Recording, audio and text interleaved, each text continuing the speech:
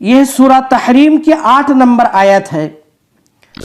اللہ تعالیٰ فرماتے ہیں یا ایھا الذین آمنوا، اے ایمان والو، توبو الی اللہ توبۃ نصوحا، تم اللہ کی بارگاہ میں خالص توبہ کرو۔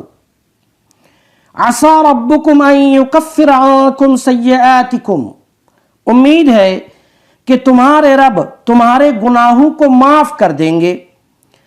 وَيُدْخِلَكُمْ جَنَّاتٍ تَجْرِي مِن تَحْتِهَا الْأَنْهَارُ، اور تمہیں ایسے باغوں میں داخل کریں گے جن کے نیچے سے نہریں جاری ہوں گی۔ اللہ تعالیٰ نے اس آیت میں مؤمنوں کو توبہ کا حکم دیا ہے، والامر للوجوب، لہذا معلوم ہوا کہ مومن مرد و عورت سے جب بھی کوئی گناہ ہو جائے تو توبہ کرنا واجب ہے۔ خیال کرو، یہاں اللہ رب العالمین نے اپنے بندوں کو صرف توبہ کرنے کا حکم نہیں دیا ہے بلکہ خالص توبہ کرنے کا حکم دیا ہے۔ لہذا توبہ ہونی چاہیے خالص۔ اب سوال یہ ہوتا ہے کہ خالص توبہ کیا ہے؟ اس کا جواب یہ ہے کہ خالص توبہ یعنی توبہ کی حقیقت 3 چیزیں ہیں، تینوں اکٹھا ہوں تو توبہ ہے، ورنہ صرف زبانی جمع خرچ ہے۔ توبہ کے 3 ارکان ہیں، ان میں سب سے پہلا اور بنیادی رکن ہے ندامت، کی ہوئی برائی پر ندامت کے آنسو بہانا، یہ ہے توبہ کا سب سے اہم رکن۔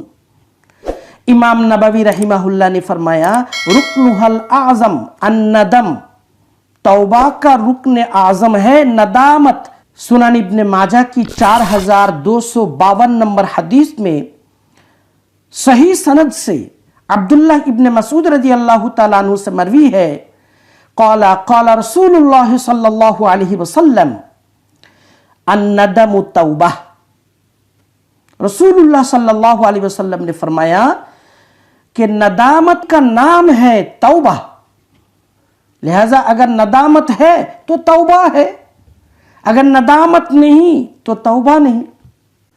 بہرحال توبہ کا پہلا رکن ہے ندامت، اور دوسرا رکن ہے یہ طے کر لینا کہ آئندہ زندگی بھر کبھی یہ غلطی نہیں کروں گا۔ اگر سب کچھ ہو لیکن آئندہ نہ کرنے کا عزم مصمم نہ ہو تو توبہ نہیں ہوگی۔ خوب یاد رہے کہ آئندہ اس طرح کا گناہ دوبارہ نہ کرنے کا عزم مصمم کرنا توبہ کا رکن ثانی ہے۔ توبہ کا تیسرا رکن ہے قول سے یا فعل سے اللہ تعالیٰ سے معافی چاہنا، یعنی استغفار کرنا، خواہ قولی ہو یا فعلی۔ قولی استغفار کے لیے شریعت نے صلاۃ التوبہ رکھی ہے، توبہ سے پہلے کم از کم 2 رکعت نفل پڑھی جائے اور اللہ کے سامنے ہاتھ اٹھا کر خوب رویا جائے، معافی مانگی جائے۔ امید ہے اللہ تعالی ہاتھوں کو خالی نہیں لوٹائیں گے۔ یہ ہے قولی استغفار۔ اور فعلی استغفار یہ ہے کہ کوئی ایسا بڑا نیک عمل کیا جائے جس پر اللہ یا اللہ کے رسول صلی اللہ علیہ وسلم کی طرف سے گناہ کی معافی کا اعلان ہے، جیسا کہ حج۔ صحیح مسلم کی 220 نمبر حدیث میں مروی ہے، رسول اللہ صلی اللہ علیہ وسلم نے فرمایا الحج یہدم ما کان قبلہ، حج پہلے کے سارے گناہوں کو مٹا دیتا ہے۔ یہاں یہ سوال ہوتا ہے کہ گناہ کبیرہ تو توبہ کے بغیر معاف نہیں ہوتے، تو پھر حج سے کیسے معاف ہو گئے؟ علماء نے اس کا یہی جواب دیا ہے کہ حج فعلی استغفار ہے۔ خلاصہ کلام یہ ہے کہ توبہ کی حقیقت 3 چیزیں ہیں۔ نمبر 1 की हुई बुराई पर नदामत के आंसू बहाना। नंबर 2, ये तय कर लेना कि आइंदा जिंदगी भर ये गलती नहीं करूंगा। नंबर 3, कौल से या फेल से अल्लाह ताला से माफी चाहना। ये 3 चीजें होंगी तो तौबा खालिस होगी।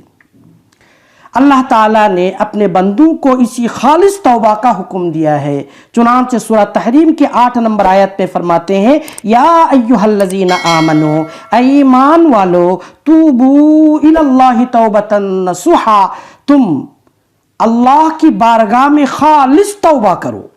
आसा रब्बुकुम अन युकफ्फिर अन्कुम सय्यआतिकुम, उम्मीद है कि तुम्हारे रब तुम्हारे गुनाहों को माफ कर देंगे। यहां अल्लाह रब्बुल आलमीन ने लफ्ज आसा इस्तेमाल फरमाया।